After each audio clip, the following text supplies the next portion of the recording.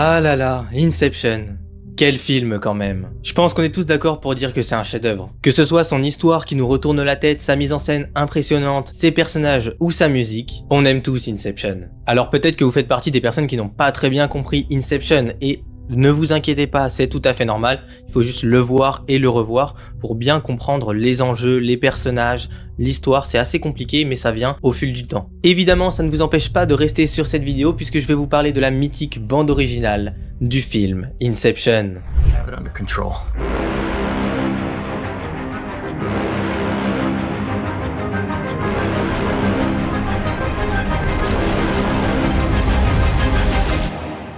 I hate to see out of control.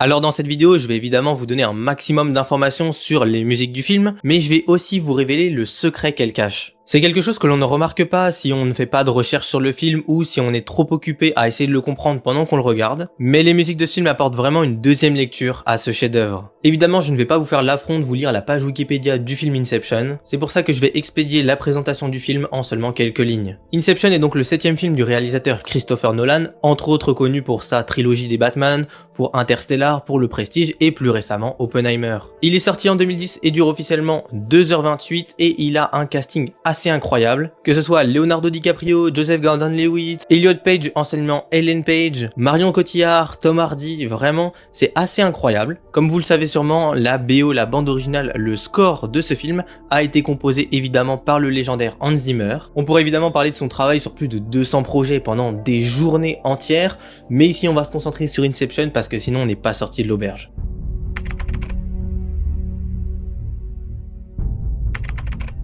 Officiellement, l'album du film est composé de 12 tracks et dure à peu près 49 minutes et 20 secondes. Mais vous verrez tout à l'heure qu'il y a d'autres musiques dans ce film et même des compositions d'Hans Zimmer que vous ne connaissez pas. Si on parle de l'album dans sa globalité, Hans Zimmer le décrit comme très électronique, encore plus même que The Dark Knight. Alors ça peut paraître étonnant sachant que The Dark Knight, c'est quand même ça.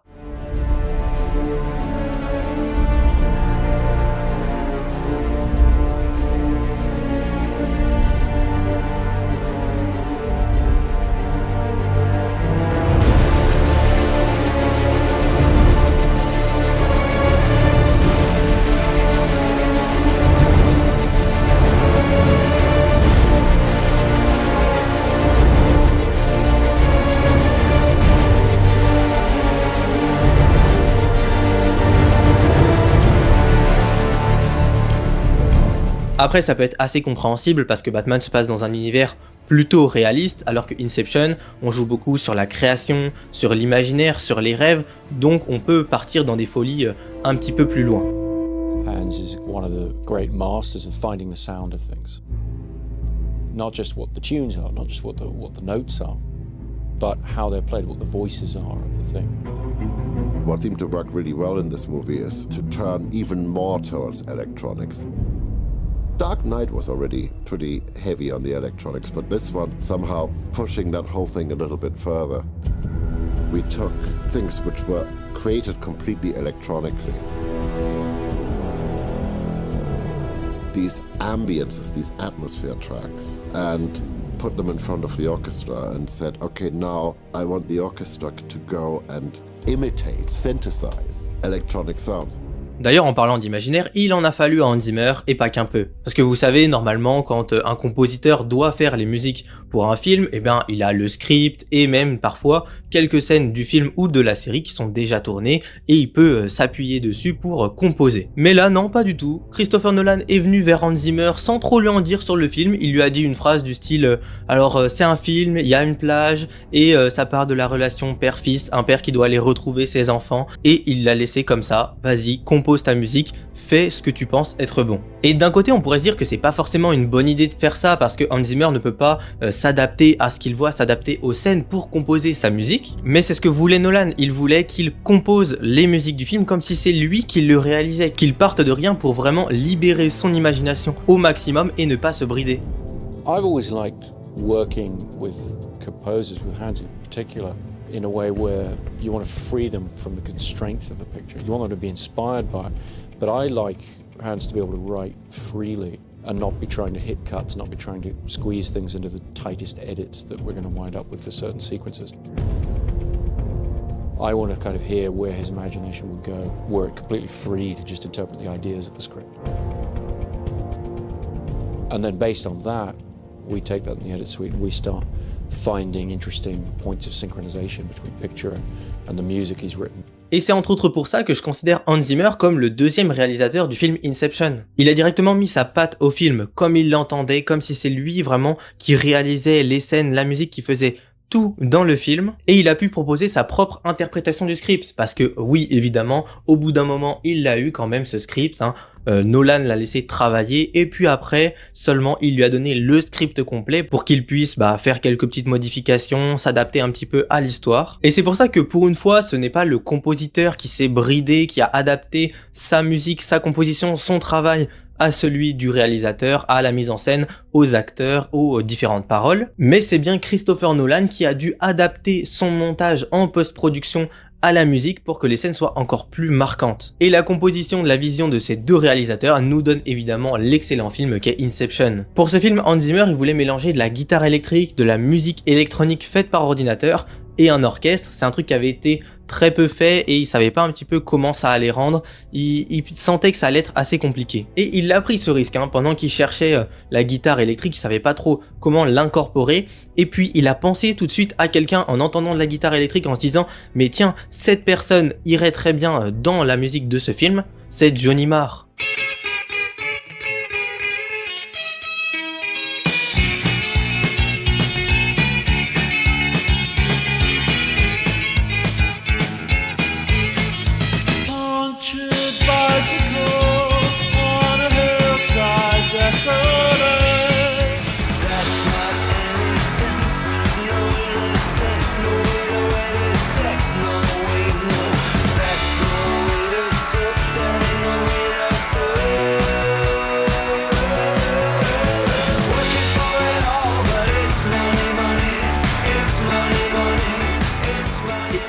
C'est l'ancien compositeur et guitariste du groupe The Smiths et Hans Zimmer savait évidemment que c'était lui qu'il lui fallait pour cette BO, donc il a demandé à Nolan qui a accepté tout de suite et voilà, ça nous donne quand même ça.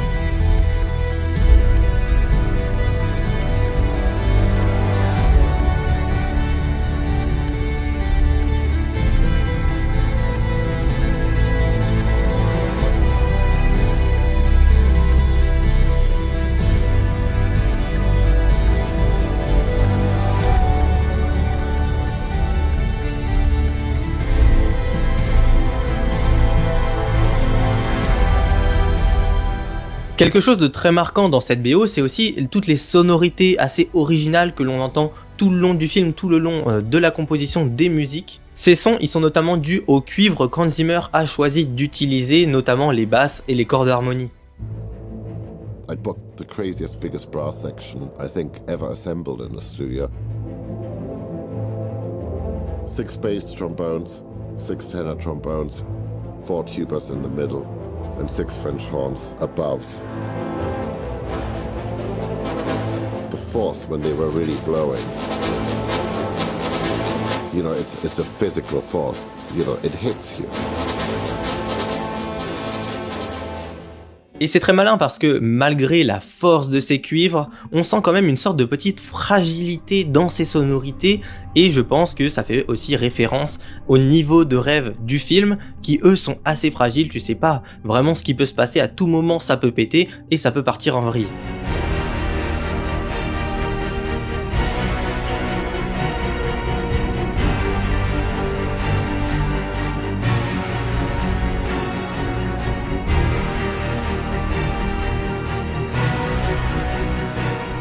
L'objectif d'Hans Zimmer pour ce film n'est pas forcément de faire une BO ultra iconique que tout le monde réécoutera dans plusieurs décennies, mais plutôt de raconter une histoire. Il veut accompagner la scène, il veut transmettre des émotions. D'ailleurs, il disait il y a quelque temps dans une interview que malgré le fait qu'il adore John Williams et ses compositions pour Star Wars, eh bien il trouvait que ses musiques, les musiques de Star Wars, notamment l'Imperial March, étaient trop au-dessus de la scène, ne collaient pas avec la scène, étaient en dehors de tout ça et n'allait pas forcément avec l'ensemble du film.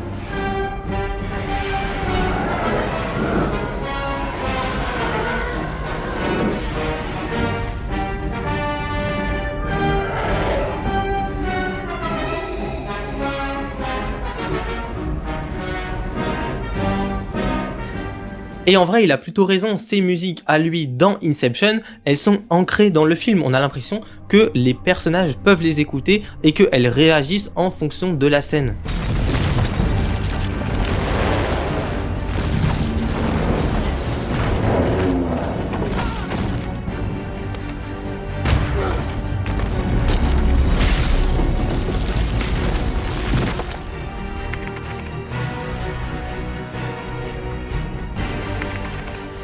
Alors certes, Inception, c'est l'histoire d'un petit groupe de personnes qui doit implanter une idée dans l'esprit d'une autre personne grâce à l'intermédiaire de la technologie du rêve partagé et de l'inception. Mais ça, c'est ce que vous dirait une personne qui n'a vu le film qu'une fois, qui ne l'a pas vraiment compris, qui n'a pas fait de recherche dessus ou qui a juste lu la bio Wikipédia. Mais pour moi, Inception, c'est pas du tout ça. C'est un film qui parle d'addiction, de drogue, de dépendance. Pour moi, le véritable synopsis du film, c'est Dom Cobb, un homme meurtri par le suicide de sa femme dû à son addiction au rêve, essaye de tout faire pour retrouver sa vie d'avant, rejoindre ses enfants et se sortir de cet enfer. Mais c'est vrai que l'idée de base de Nolan pour le film, c'était d'accentuer l'intrigue autour de la relation parent-enfant. Mais même si l'objectif principal du personnage est de retourner auprès de ses enfants à la fin du film en ne se sentant pas coupable et de manière légale, l'histoire du film peut être vue comme un rite initiatique, une rédemption pour le personnage de Cobb. Inception, c'est à la fois une critique de la part de Nolan et des conseils de vie. Une critique parce que le rêve devient une drogue.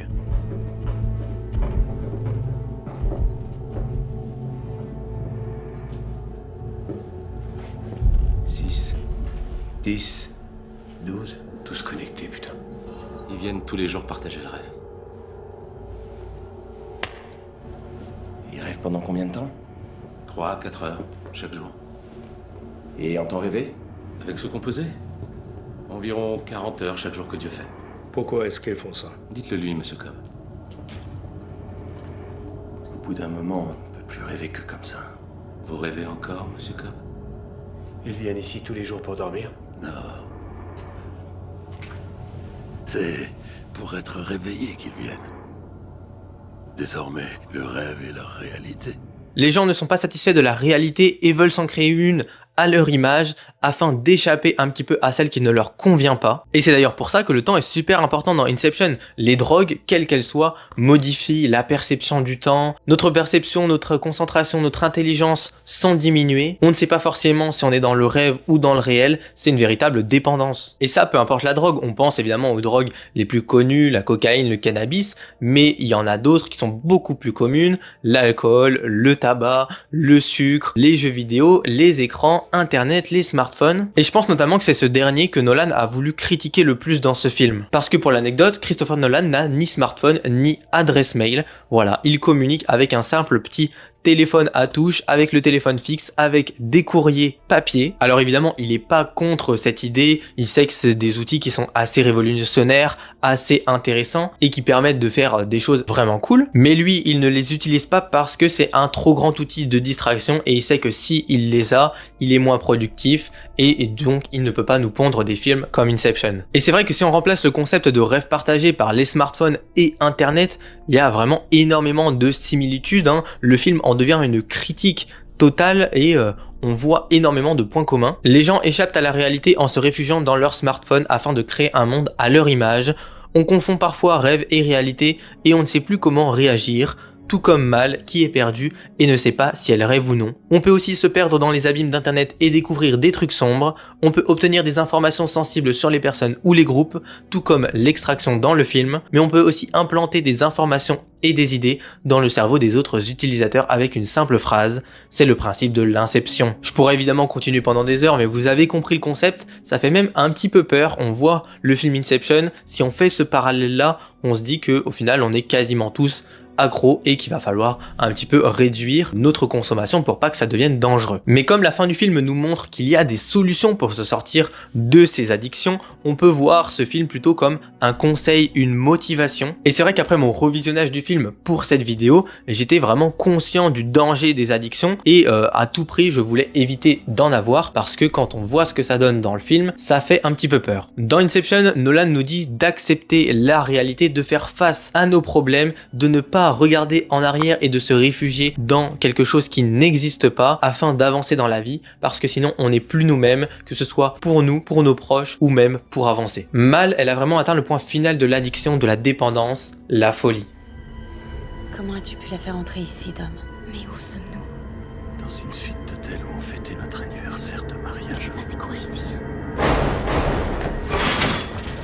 Tu avais promis qu'on serait ensemble. Je te demande seulement de rester ici pour l'instant. Tu avais dit qu'on serait ensemble. Tu avais dit qu'on vieillirait ensemble. Je reviens te chercher. Mais je n'imaginais pas que cette idée se développerait en elle comme un cancer. Et que même après son réveil, que même après ton retour à la réalité, tu continuerais à croire que ton monde était irréel. Que la seule issue, c'était la mort. Elle devient vraiment parano, elle a perdu tous ses repères et ça fait vraiment peur. Cobb, quant à lui, il est conscient de sa dépendance, mais il utilise surtout les rêves partagés pour échapper à ses traumatismes, à ses douleurs, pour s'évader un petit peu. Et c'est comme dans la vraie vie, il y a des médicaments qui sont prescrits aux personnes qui ont mal, aux personnes qui ont vécu des traumatismes, où dedans on a un micro-dosage de drogue, quelle qu'elle soit, pour les aider à aller mieux, à se détendre, à relativiser un petit peu et à calmer leur douleur. On the press tour, but this was a drug addict. This was a guy addicted to the dream state, a man that was escaping reality at all costs, and this was a journey for him to come to terms with the truth of that. Inception nous montre ce qu'il ne faut pas faire. Il nous montre un petit peu comment éviter toutes ces erreurs et être pleinement conscient de sa vie et de ses addictions. Je vous parle de ce thème plus ou moins caché du film parce qu'il est très présent dans les musiques composées par Hans Zimmer, mais également dans le thème principal du film, Non, je ne regrette rien, d'Edith Piaf. Vous vous souvenez très probablement que c'est la chanson qui est utilisée par les personnages du film pour se réveiller, pour prendre conscience qu'ils vont bientôt se réveiller parce que l'effet du sédatif va prendre fin. C'est évidemment assez malin parce que les stimuli du monde réel sont perceptibles dans nos rêves, ce qui permet au personnage d'avoir une passerelle entre les deux mondes. Et quand on l'entend dans les rêves, elle est ralentie, elle est un petit peu déformée parce que le temps passe différemment dans les rêves et dans la réalité, et donc on peut pas avoir la même musique. Non, je ne regrette rien est donc une chanson composée en 1956 par Charles Dumont et écrite par Michel Vauquer. Elle est enregistrée pour la première fois en novembre 1960 par Edith Piaf et sort en décembre de la même année. C'est une chanson qui est vraiment importante pour elle parce qu'elle était gravement malade et elle lui a permis de se remettre en marche, de se remettre à son métier, à la chanson qu'elle aimait tant. C'est une chanson qui l'a motivée. Mais il faut savoir que cette chanson aurait pu ne pas être gardée au montage final du film parce que Nolan avait décidé de l'utiliser pendant qu'il écrivait le script et donc le casting n'avait pas été encore fait. Puis il a décidé de prendre Marion Cotillard pour le rôle de Mal et là, vu qu'elle avait déjà joué et eu un Oscar pour le film La Môme ou La Vie en rose dans certains pays en 2007, il s'est dit, est-ce que je garde Marion Cotillard, est-ce que je garde la musique, est-ce qu'on va pas faire un rapprochement, est-ce qu'on va pas me dire que j'ai choisi la musique en fonction de l'actrice ou l'actrice en fonction de la musique, donc il savait pas trop est-ce qu'il allait garder cette musique. Et on peut remercier Hans Zimmer qui lui a dit, si garde cette chanson, elle est top, on va en faire quelque chose et les gens ne vont pas forcément faire le lien ou critiquer ce lien. Et Hans Zimmer il a été malin parce que ce qu'il a fait c'est qu'il a réutilisé une toute petite partie de la chanson d'Edith Piaf dans ses compositions pour la musique du film. Il n'a pris qu'une seule note de la chanson d'Edith Piaf pour la réutiliser dans toutes les musiques de la BO de la soundtrack. Alors c'est pas forcément évident quand on ne le sait pas, mais il y en a une déjà dont tout le monde est sûr, c'est celle-ci.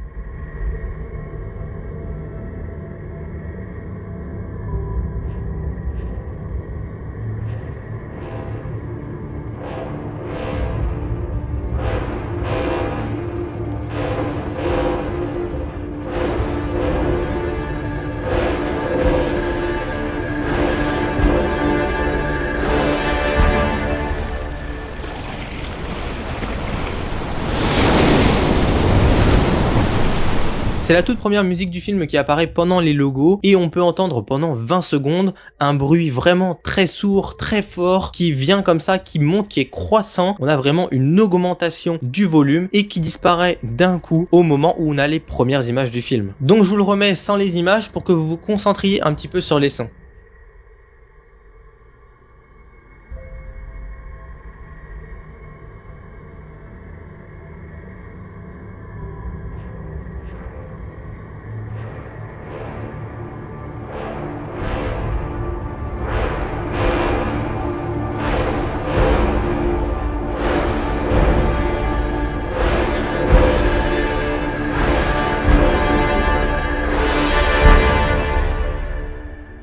Ce bruit que vous entendez, il vient de la chanson d'Edith Piaf. Je vous la remets juste le début pour que vous essayiez de trouver.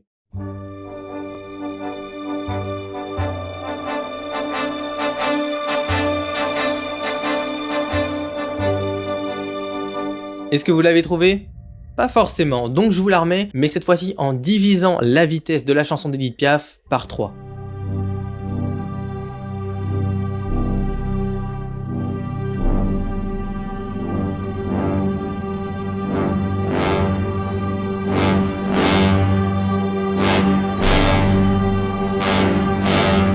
Ah, là ça ressemble déjà plus à quelque chose. Pour être sûr que ça colle parfaitement, j'ai fait quelques bidouilles sur mon logiciel de montage, j'ai associé les deux musiques et on peut voir que déjà ça se ressemble pas mal au niveau des vagues de son. On sent qu'on a quand même un pattern qui se répète, qui se ressemble. Et quand on écoute les deux en même temps, on a ça.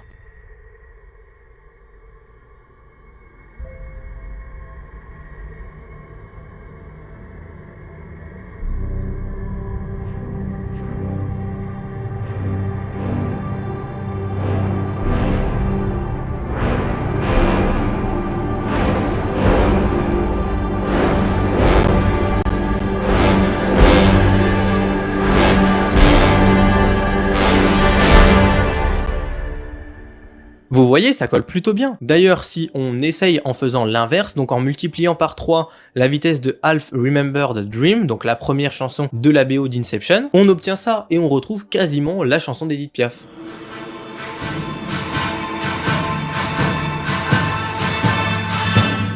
Et encore une fois, si on met les deux en même temps, on a quasiment la même musique.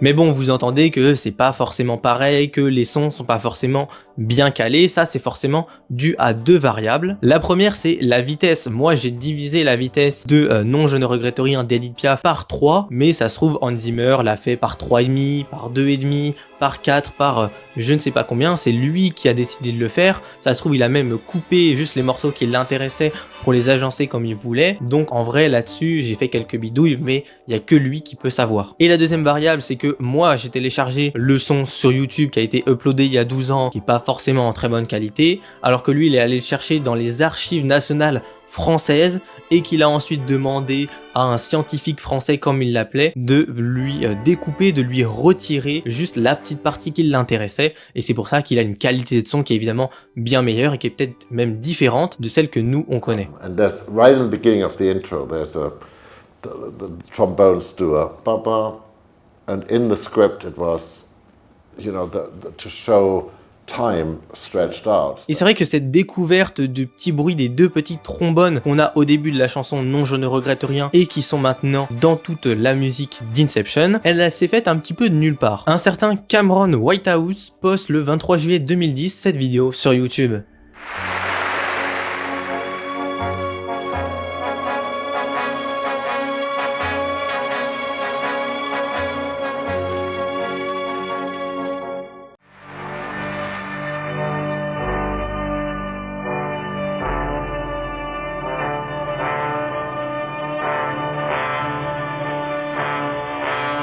Aujourd'hui, cette vidéo, elle cumule plus de 4,5 millions de vues sur YouTube, donc c'est assez énorme, mais c'est totalement mérité parce que c'est le seul gars qui s'est dit, en sortant de la salle, tiens, et si je ralentissais la musique de Edith Piaf pour voir un petit peu ce que ça donnait, ou et si j'accélérerais la musique du film. Voilà, c'est le seul gars qui a pensé à faire ça, trop bien. And someone discovered it and put it on YouTube and said, I've discovered what Hans Zimmer does in this, and it's massively slowed down the introduction of Edith Piaf. And your response was, I can't believe it took them so long to notice. I know, because we were trying to make a story point and we had failed. Et donc ces deux petits trombones, Hans Zimmer les a utilisés dans toutes les compositions du film. C'est plus ou moins facilement repérable, mais il dit qu'il l'a utilisé dans toutes les compositions. Évidemment parce qu'elle a une place importante dans le film, mais aussi parce que... This is how Inception started. Chris phoned me up, going, hey, do you want to take the kids to the beach? So we're both sitting on the beach watching our kids, and he's going, got this idea for this movie. And I realized as he's telling me the idea that this might be intellectually somewhat tricky for an audience to follow. And so I, you know, and maybe he was a little worried about that too. Yeah, so I just tried to write a piece. I tried to write music which in a funny way was reassuring to the audience that even if you didn't get it, the music was like a river and you were in this little boat, and sometimes it gets a bit bumpy and sometimes it gets a bit boring or whatever it does, but you are on a journey and you're going to get to the end of the journey, and all I promise you, it's all gonna be all right. La musique dans Inception est ce qui rassure le spectateur. Il sait que peu importe ce qu'il va se passer dans le film, il ne peut pas l'anticiper, mais il peut se raccrocher à cette musique, à ces notes qu'il connaît et qu'il entend évoluer tout au long du film. Techniquement, Hans Zimmer a déclaré qu'il n'a pas seulement ralenti la petite partie des deux trombones de la musique d'Edith Piaf, mais que toute la soundtrack est composée de multiplication et de subdivision de ce bruit. Je vais donc vous parler de toutes les utilisations de ce pattern que j'ai retrouvé dans les 12 titres de la BO du film. Je vous ai déjà parlé de la première musique, I'll Remember Dream, il est temps de passer à la seconde, We Built Our Own World.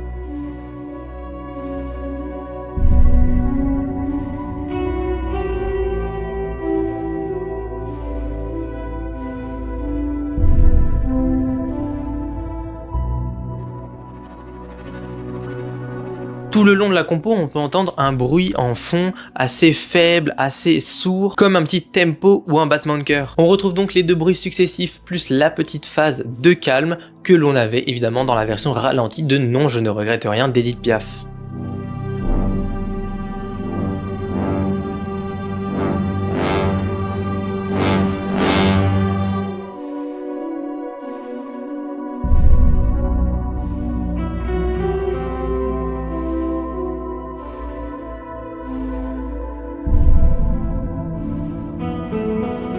Dans Dream is Collapsing, j'ai l'impression qu'on retrouve ce pattern à 1 minute 34 quand la musique commence à prendre beaucoup plus d'ampleur.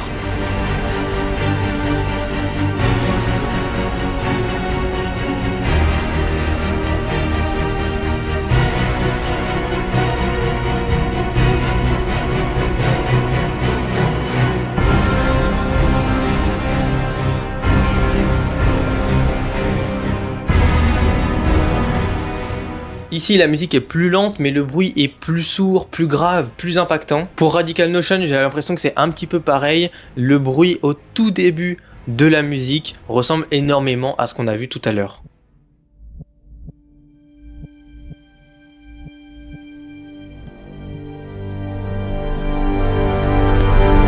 Malheureusement, je n'ai rien trouvé pour All Souls, 528 491, Mombasa, One Simple ID, Paradox et Time. C'est vrai que c'est pas évident parce que j'ai pas retrouvé ce petit pattern de deux bruits, les deux trombones, puis d'une phase de vide et après ça réenchaîne, mais je voulais pas devenir parano en mode oh tiens là j'entends un bruit sourd et puis il y en a un qui ressemble 2 minutes après, est-ce que là il a pas fait une modification? Non, ça sert à rien de chercher la petite bête un petit peu partout, on verra, peut-être qu'à la réécoute on va les trouver. Dans Dream Within a Dream, j'ai trouvé deux passages, le premier à 1 minute 20 avec des bruits vraiment sourds.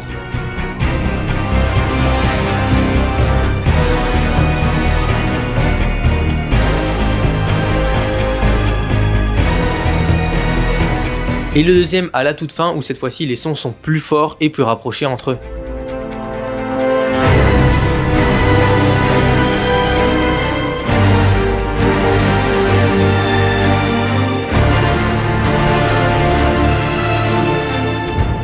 Et pour ce qui est de Waiting for a Train, il y a pas mal de choses à dire. Déjà on entend la musique d'Edith Piaf légèrement modifiée.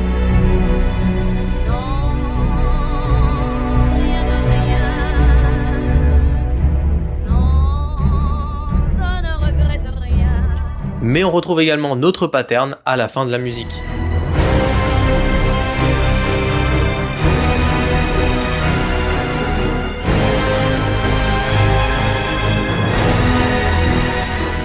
Donc il y a quand même pas mal d'utilisation de ces trombones qui sont facilement repérables, mais je pense qu'il y en a vraiment partout dans la BO, mais malheureusement seul Hans Zimmer doit les connaître, c'est un petit peu son secret, parce que à moins de bidouiller le truc à fond, je pense que c'est assez compliqué à trouver. Mais vous vous demandez peut-être pourquoi Nolan et Zimmer ont autant mis l'accent sur cette musique dans le film. Eh bien c'est pour sa symbolique. On la retrouve donc dans toutes les compositions de Hans Zimmer et en tant que signal de réveil dans le film.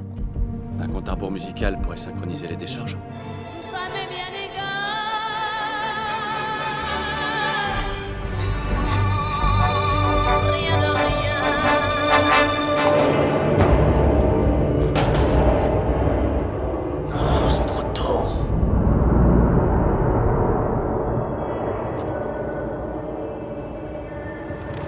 Cobb, t'entends ça?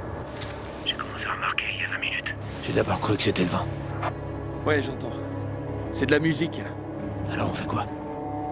On se dépêche. Mais cette musique est en fait ce qui va permettre au personnage de Cobb de sortir de son addiction et de revoir ses enfants. Le choix de cette chanson est très intéressant parce qu'il ne se limite pas seulement aux sonorités ou à la voix d'Edith Piaf, mais bien évidemment aux paroles qui sont vraiment fortes. Comme je vous l'ai dit tout à l'heure, le film se concentre principalement sur Cobb et son combat contre l'addiction. La phrase « Je ne regrette rien » agit comme un mantra sur les personnages qui quittent le rêve. La musique permet de passer de l'état du rêve au réveil tout en douceur, et la phrase « Non, je ne regrette rien » est répétée. Elle nous réconforte, elle nous rappelle d'oublier ce qu'il s'est passé. Il ne faut pas regretter le monde fictif que l'on vient de quitter, mais il faut se concentrer sur le monde réel qui est devant nous. Les paroles de la chanson, elles agissent inconsciemment sur les cerveaux de ceux qui l'entendent, parce qu'on leur répète cette phrase sans qu'ils y fassent forcément attention, mais elle est quand même ancrée dans leur cerveau, dans leur subconscient. C'est un mantra, un conseil qui se répète, qu'ils entendent, qu'ils n'analysent pas forcément, mais qui vient quand même s'installer dans leur tête.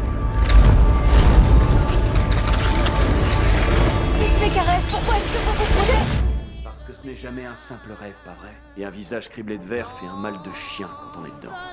Pour Cobb, cette chanson a une signification encore plus particulière parce qu'il se sent responsable de la mort de sa femme. La chanson d'Edith Piaf lui sert de conscience et le motive à avancer, à oublier ce passé et à arrêter de regarder vers l'arrière. Et c'est d'autant plus fort parce que cette chanson, elle accompagne les personnages pendant leur réveil durant vraiment tout le film, à l'exception d'un, le dernier.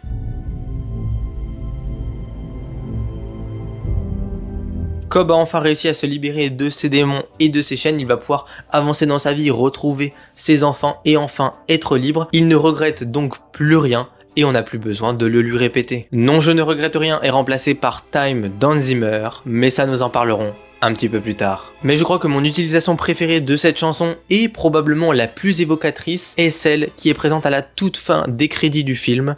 Ni le bien qu'on m'a fait, ni le mal, tout ça m'est bien égal. Déjà parce que c'est la dernière musique du film, donc il y a une petite symbolique assez sympa, mais aussi parce que cette fois-ci c'est la version originale sans aucune modification d'Hans Zimmer, sans aucun ralentissement, c'est vraiment la version originale. Et le truc c'est que cette fois-ci, elle nous parle à nous, spectateurs, et non plus aux personnages. C'est à notre tour de ne pas regretter le passé qui est derrière nous, de ne pas regretter le film que l'on vient de voir, et d'avancer dans la vie en se battant pour combattre nos démons. Parce qu'au final, c'est vrai que cette dernière utilisation qui nous est dédiée à nous, spectateurs, eh bien, elle nous dit que ça se trouve, on se trouve dans un rêve et qu'on va se réveiller maintenant. Une fois que le film est terminé, on va rentrer dans le réel et c'est ce qui se passe évidemment. Une fois que le film est terminé, on éteint la télé et on est de retour chez nous. Mais à la fin, on a ça. Car ma vie, car mes joies, aujourd'hui.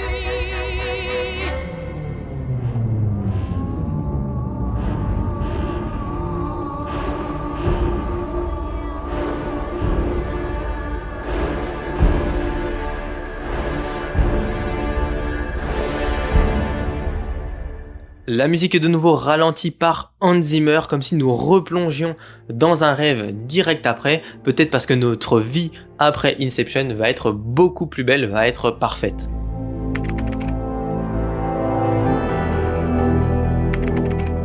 Alors je vous ai plus ou moins parlé de toutes les chansons de l'album, mais uniquement par le prisme de Non je ne regrette rien d'Edith Piaf. Alors qu'elles ont toutes d'autres choses à raconter qui sont très intéressantes, et vous allez voir ça, c'est assez cool. Évidemment, j'ai fait de mon mieux pour vous analyser tout ça, pour vous décortiquer les petites sonorités, les petites informations. C'est ma propre analyse, donc évidemment, vous n'avez probablement pas la même, mais ce n'est pas grave. Et puis de toute façon, Hans Zimmer a bien dit ça. It's very emotional inducing. I can't even express why. I wouldn't be able to put words to it.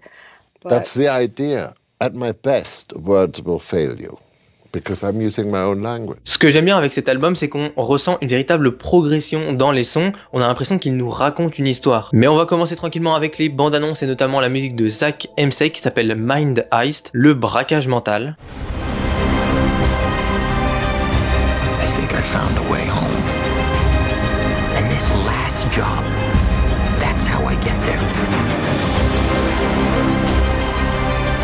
Dreams feel real while we're in them.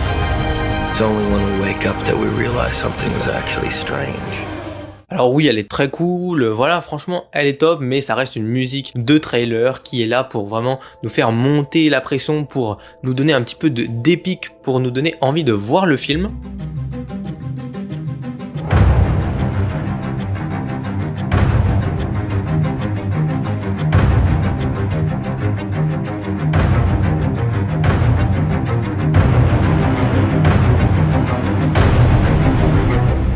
Donc en vrai, on va pas trop s'attarder dessus. Moi, ce qui m'intéresse dans les bandes annonces, c'est plutôt ce bruit. I have it under control.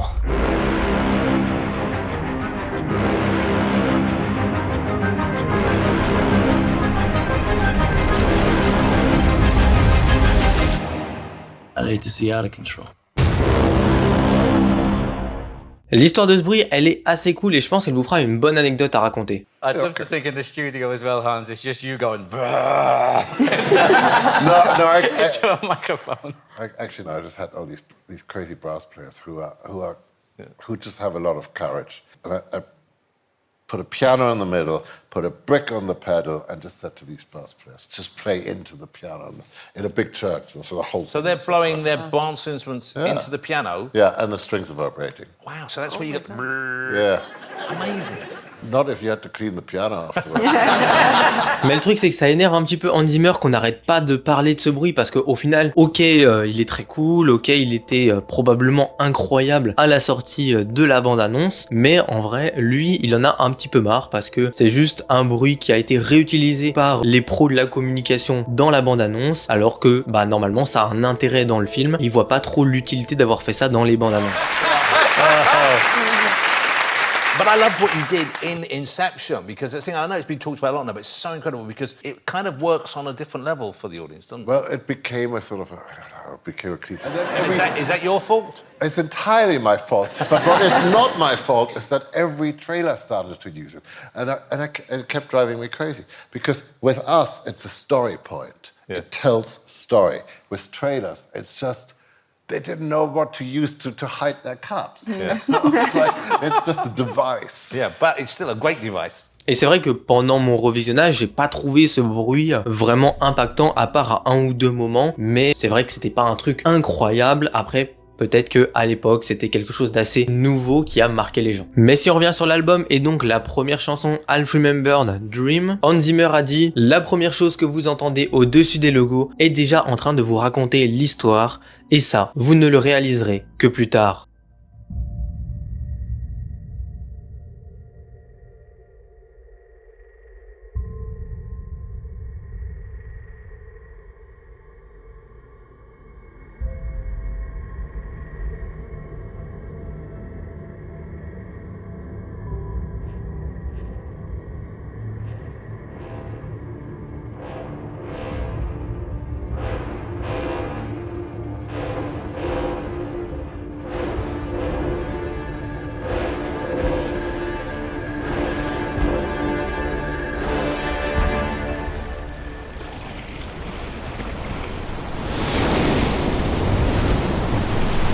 Alors je sais pas forcément de quoi il veut parler quand il dit ça, mais j'ai l'impression que cette musique c'est un petit peu comme l'état mental de Dom Cobb pendant tout le film. En gros, elle commence tranquillement, on sent que voilà, c'est un petit peu progressif, qu'il y a un bruit qui arrive derrière, et c'est un petit peu Cobb au début du film. On sent qu'il est un petit peu tiraillé, qu'il y a quelque chose qui va pas, mais on sait pas trop quoi, il reste encore un petit peu au-dessus de l'eau, il arrive à nager, à avancer quand même. Mais plus le film avance, plus la musique avance, et on sent vraiment qu'il y a de la gravité, il y a des bruits assourdissants qui arrivent de plus en plus fort, tout comme dans le film, où évidemment ça monte crescendo, on a un gros climax, et il y a Cobb qui est prêt à sombrer dans la folie à la fin, et puis tout d'un coup, on a le calme après la tempête. Cobb a accepté son passé, a accepté la mort de sa femme. Tout va bien dans sa vie, le calme est revenu. Le film, lui, joue beaucoup sur la déformation des volumes et des musiques en fonction de si on est dans un rêve ou dans la réalité.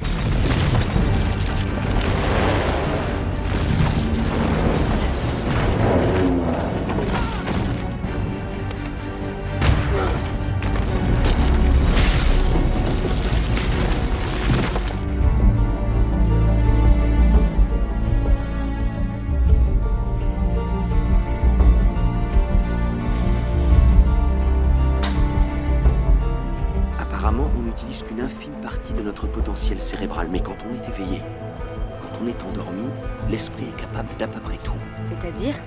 Je trouve que ces musiques, elles sont vraiment angoissantes, oppressantes, et je cherchais un mot qui les décrirait mieux, et je trouve que pesante, c'est un petit peu le mot. On ressent une sorte de poids pendant tout le film sur nos épaules, même quand on écoute la BO, on sent qu'il y a quelque chose de lourd qui est là, qui ne veut pas partir, et seulement à la fin, avec évidemment Time, dont nous parlerons tout à l'heure, là on a la révélation. C'est vraiment des musiques qui nous prennent aux tripes, qui nous maintiennent collés au siège pour qu'on regarde le film, qu'on voit ce qu'il se passe. On a deux musiques pendant des courses-poursuites qui sont assez bien pensées, je trouve, honnêtement. La première, c'est Mombasa, évidemment, pendant une course-poursuite qui est vraiment progressive. Hans Zimmer, il garde la même structure de base et il rajoute de temps en temps des petits sons, des petits instruments pour qu'on sente que le danger se rapproche de nous, comme dans une course-poursuite. On sent vraiment le danger se rapprocher et augmenter au fur et à mesure que la musique avance.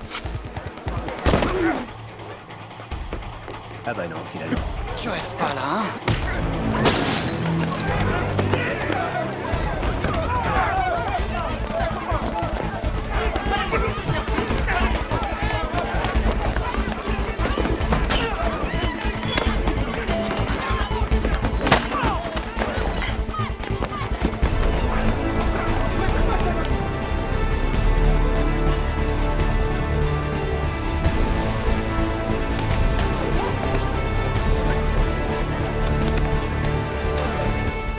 On a ces petites percussions en fond qui viennent nous stresser, qui viennent nous tenir en haleine durant toute la course-poursuite. Et la deuxième, c'est la course-poursuite qui se passe dans la neige.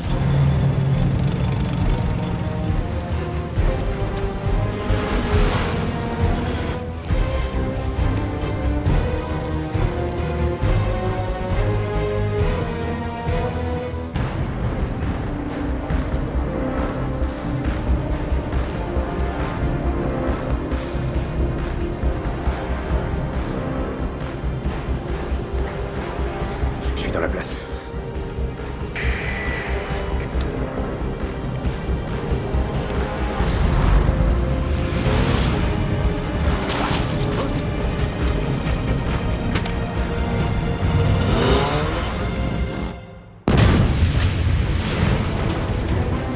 Là, on sent vraiment dans la musique qu'il y a une sorte d'urgence temporelle parce que les personnages doivent accomplir leur mission avant de se réveiller, avant que tout n'explose, avant même presque qu'ils ne meurent. Donc il faut vraiment qu'ils se dépêchent et puis ils se font attaquer de tous les côtés par les soldats. Donc on sent vraiment une grosse urgence temporelle. Et j'aime beaucoup également le traitement de la musique dans les 30 dernières minutes du film. D'abord dans les limbes, quand Cobb et Ariane veulent aller récupérer Fisher. À leur arrivée, on entend directement le gros... Cette fois-ci, il n'y a aucun son derrière, il est pur, il est impactant, il est agressif presque. Je le trouve vraiment incroyable, il est assourdissant et là on sait direct qu'on n'est plus dans un rêve, qu'on est vraiment dans un cauchemar.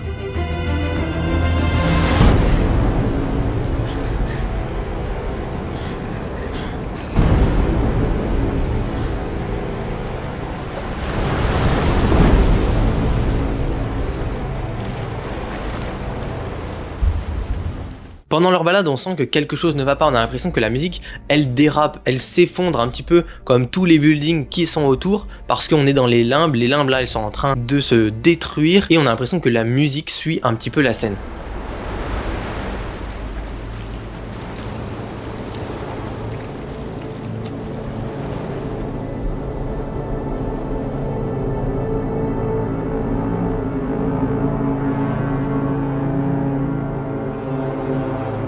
Vous avez construit tout ça? C'est incroyable. On a mis des années. Et puis on s'est attaqué aux souvenirs.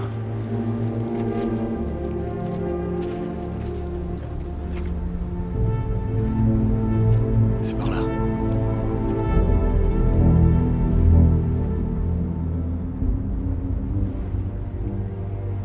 Mais j'ai l'impression que plus on avance dans le film et plus on descend dans les couches de rêve, plus la musique elle est émotive, elle est originale, il y a des petites nouveautés, des petites différences. Au tout début on avait des sons qui étaient lourds, qui étaient forts, qui étaient assez impersonnels, vraiment électriques, mécaniques, sans émotion. Et puis à la fin, dans les limbes, endroits tristes, maussades, vraiment qui donnent pas du tout envie, c'est là qu'on a des musiques qui sont vraiment émotives, magnifiques, on sent qu'elles transmettent des émotions, qu'elles ont été faites cette fois-ci par un humain, et peut-être parce que c'est dans les limbes qu'il y a nos émotions les plus fortes. Mais je crois que ma préférée d'entre toutes, hormis celle dont nous parlerons tout à l'heure, c'est 528-491. Déjà parce que la scène est super émouvante vu que c'est l'accomplissement de cette mission, mais aussi pour ça.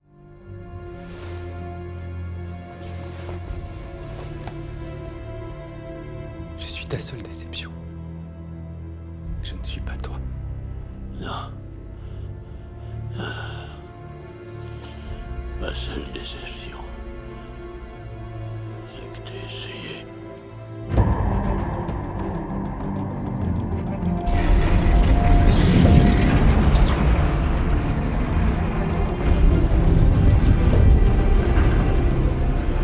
La phrase du père agit comme une étincelle sur la musique qui se met tout d'un coup à s'emballer et à transmettre beaucoup d'émotions avec les instruments à cordes. Cette simple phrase montre le poids des idées, des paroles, des pensées. Juste une simple phrase, un simple mot peut tout changer. C'est vraiment impressionnant, et c'est aussi ce que ce film veut montrer, c'est que la moindre information, le moindre petit truc peut vous changer à jamais. Chaque action, quelle qu'elle soit, a une conséquence, elle nous impactera et elle impactera toutes les autres personnes proches de nous, c'est l'effet papillon.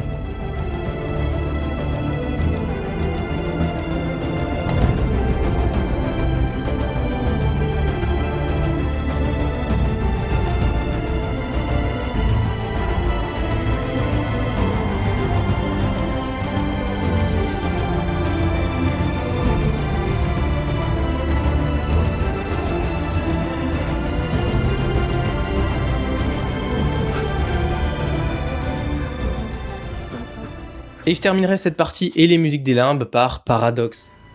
Afin de me convaincre de ne vraiment pas de marcher. Ouais, d'avoir confiance en moi.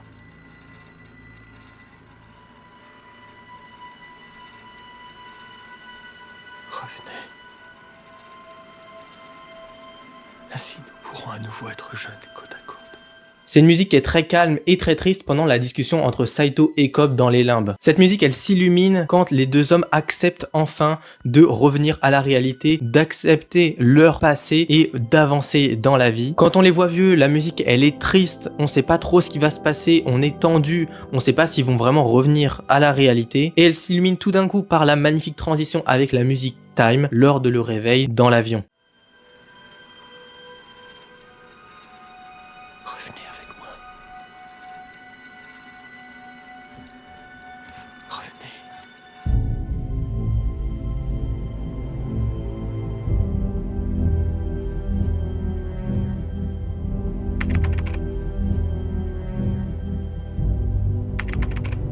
Time, c'est la musique de la soundtrack la plus connue de tous, hein, vraiment, elle est incroyable, tout le monde la connaît, tout le monde l'adore. Pour moi, Time, c'est comme une délivrance, on se ressent de la légèreté des personnages, leur liberté surtout, celle de Cobb et de son esprit. Il en a enfin terminé avec son passé, avec ses pensées troubles, il peut revenir auprès de ses enfants, il est libre de tout, libre physiquement, libre mentalement. Paradox, qui était la musique donc juste avant, te prenait aux tripes avec ce petit bruit strident, tu ne savais pas vraiment s'ils allaient revenir.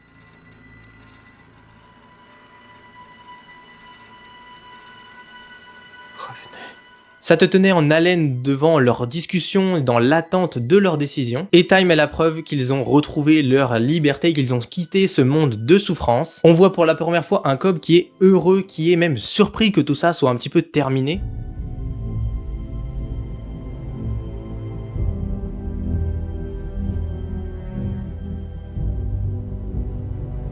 Une serviette chaude, monsieur.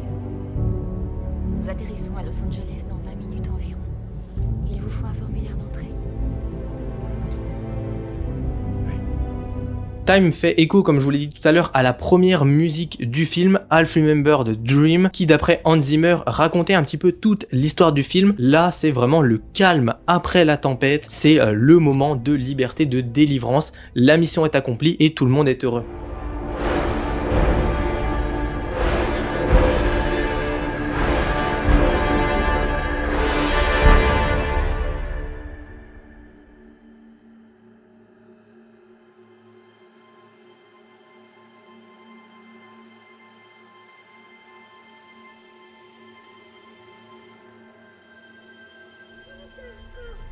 Fais voir, qu'est-ce que tu construis? J'avais trop envie de te voir sur la falaise. Sur la falaise? Alors là, il faut absolument... Viens, papa. T'as vu, James?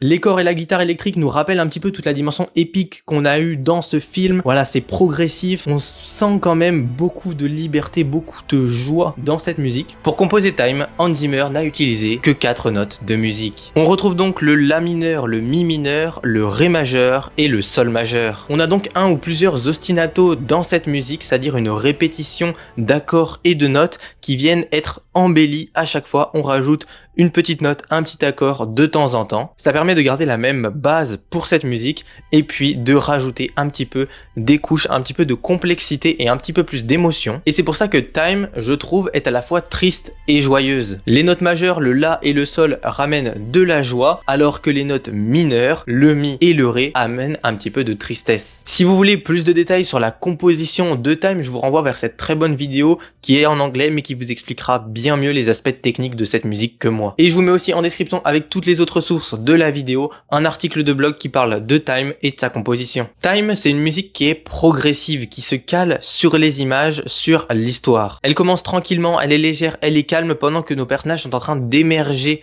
de leurs rêves. Ça fait 9 heures qu'ils sont en train de dormir et là ils se réveillent, ils se regardent, ils comprennent que leur mission a réussi et ils sont un petit peu surpris, ils sont un petit peu embrumés encore dans leur esprit.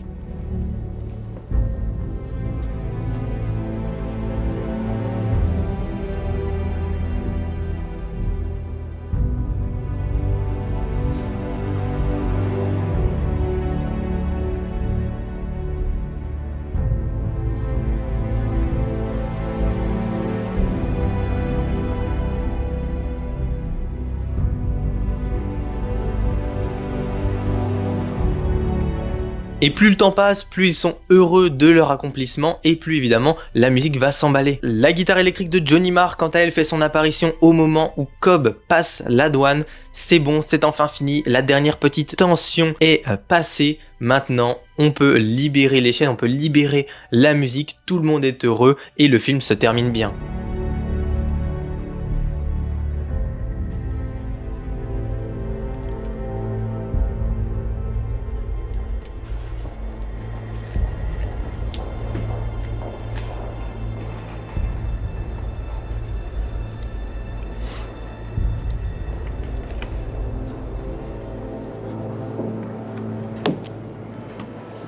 Bon retour au pays, monsieur Cobb.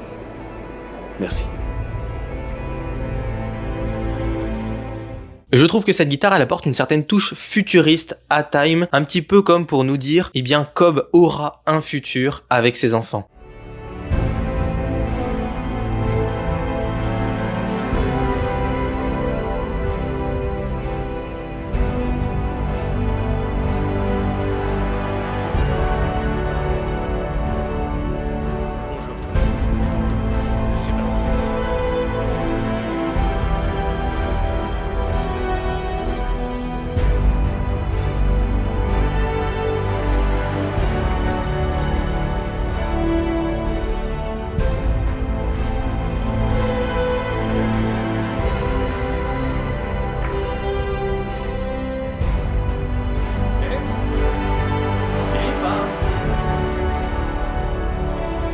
Et d'un coup revient le calme, comme pour nous dire que nos personnages vont revenir à la vie normale, à la tranquillité, les rêves c'est terminé, surtout pour Cobb, le passé est derrière nous et on va pouvoir avancer tranquillement dans notre vie. Regardez qui voilà.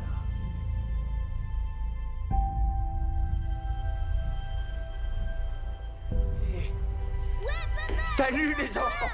Alors, comment ça va? Comment ça va? Vous aussi, vous m'avez manqué. La ville que je construis. Fais voir, qu'est-ce que tu construis? J'avais trop envie de te voir sur la falaise. Sur la falaise? Alors là, il faut absolument... Viens, papa. T'as vu, James? Vraiment Time, je crois que je pourrais en parler pendant des heures tellement je la trouve incroyable. J'ai l'impression qu'elle dégage quelque chose que j'arrive pas à déterminer, j'arrive pas à expliquer, mais on ressent de la joie, de la tristesse. Vraiment, il y a beaucoup d'émotions et encore plus évidemment quand on regarde la scène, quand on a vu le film juste avant, mais franchement, c'est une très grande musique.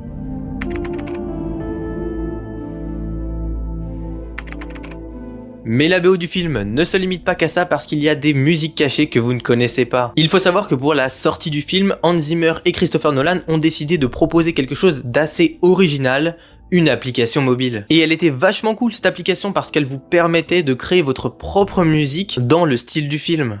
It reacts to your environment, it reacts to you, it reacts to your pace, and it plays with things. So you know, it does an individual piece of music for you. Out of the Inception stuff. En gros, l'application, elle capte tous les sons qui sont autour de toi, que ce soit des paroles, un bruit de clavier, toi qui fais la vaisselle, qui marche, qui court, peu importe quel bruit, elle les modifie et elle te les renvoie en temps réel dans tes écouteurs. C'est vraiment de la musique sur mesure, faite à l'instant T. Pretty cool. Okay, so play something to it.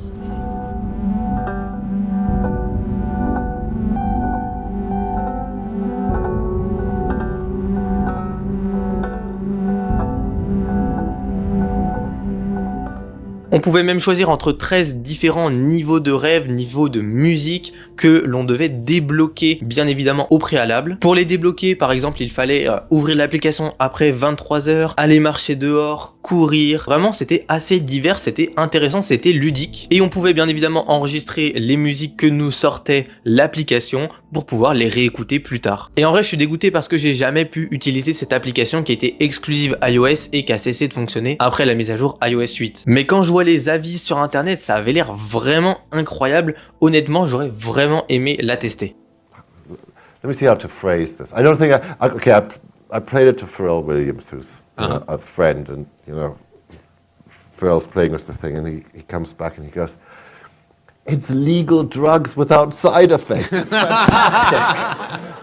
I mean, it literally changes. Yeah. It changes the way you think of your environment. Et il y avait carrément des easter eggs, des fonctionnalités cachées dans l'application ou que tu pouvais avoir en fonction de ta localisation. It knows where you are. There's a track on the Inception album called Mombasa, and I'm just terrible, but you can only hear that track on that application if you're in Mombasa. So, two people will hear it. Et des personnes trouvaient carrément des hacks avec leur téléphone en changeant leur localisation dans les paramètres pour avoir accès à différentes musiques. En fait, c'était un petit peu Pokémon Go avant l'heure. En plus, pour l'achat de la version complète de l'application, vous aviez le droit à une musique exclusive, Dark Mal, qui est une version un petit peu alternative de Old Souls et qui est vraiment très cool. Je vous la mets évidemment en description si vous voulez aller l'écouter.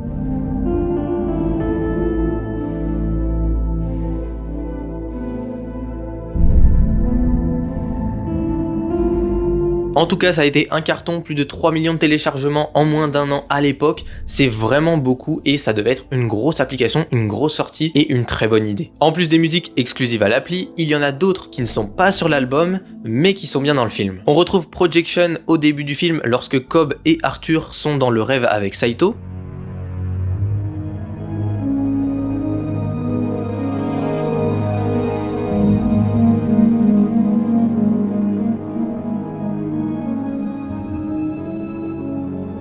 Vous avez le lien en description si vous voulez aller l'écouter. Et la deuxième, c'est Don't Think About Elephants qui arrive dans le climax du film, la scène du couloir, la fameuse scène qui tourne.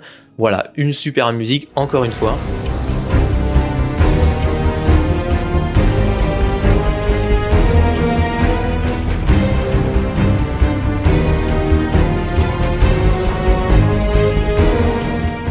Le titre est assez intriguant, mais il fait référence à une citation à un passage du film. Si on peut voler une idée dans un esprit humain, pourquoi on ne pourrait pas en semer une aussi? Bien, imaginons que je sème une idée dans votre crâne. Si je vous dis, ne pensez pas à des éléphants, à quoi vous pensez? Des éléphants. Oui, mais ce n'est pas votre idée parce que vous savez qu'elle vient de moi. Et encore une fois, je vous mets le lien dans la description. Bon, elle est quand même assez incroyable cette BO d'Inception. Je sais que la vidéo est assez longue, qu'il y a beaucoup d'informations, mais je voulais vraiment vous en donner un maximum pour que vous ressortiez avec pas mal de connaissances. J'espère que vous avez appris des choses, que c'était intéressant. N'hésitez pas à me donner dans les commentaires votre avis sur la BO, sur votre interprétation des différentes musiques, parce que je vous ai donné la mienne, mais on n'a pas forcément la même. J'ai essayé de faire une vidéo assez digeste, donc donnez-moi un petit peu votre avis dans les commentaires. S'il y a des choses à améliorer, j'en prendrai note pour les prochaines vidéos. Vous pouvez aussi me proposer des idées de films, de séries, de jeux vidéo et d'animes dont vous voulez que j'analyse les BO dans une prochaine vidéo, parce qu'il y en a vraiment énormément. Et sur ce, moi je vous laisse avec cette magnifique BO, ce merveilleux film. Allez, à plus.